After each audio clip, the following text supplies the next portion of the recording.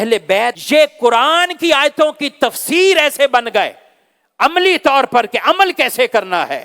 وَلَنَبْلُوَنَّكُمْ بِشَيْءٍ مِّنَ الْخَوْفِ وَالْجُوعِ وَنَقْصٍ مِّنَ الْأَمْوَالِ وَالْأَنفُسِ وَالثَّمَرَاتِ وَبَشِّرِ الصَّابِرِينَ. اللہ فرماتا ہے ہم تمہیں ضرور آزمائیں گے، خوف بھوک کے ساتھ، مال جان پھلوں کی کمی کے ساتھ، یعنی اولاد کی بھی کمی نقصان، ان ساری چیزوں سے آزمایا جائے گا.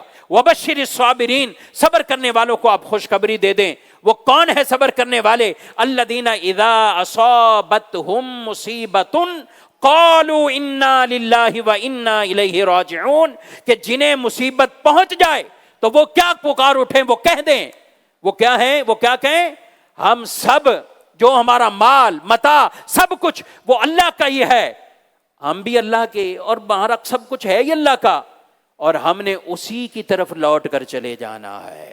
اور آگے اللہ تعالیٰ نے کتنی بڑی خوشخبری دی، اولئک علیہم صلوات من ربہم ورحمہ واولئک هم المہتدون.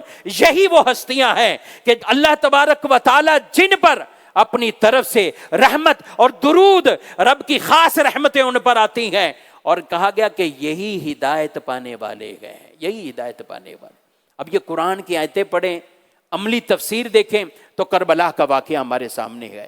بھوک بھی ہے، خوف بھی ہے، یا مال کی کمی بھی ہو رہی ہے، یا پھلوں کی کمی بھی ہے، یا جانوں کا نقصان بھی ہے، لیکن اس کے باوجود بھی دین پر استقامت ہے. نبی پاک علیہ السلام کے دین کے ساتھ وہ وفاداری ہے. حضور اکرم صلی اللہ تعالی علیہ وسلم کے دین کے معاملے میں ڈٹ جانا ہے.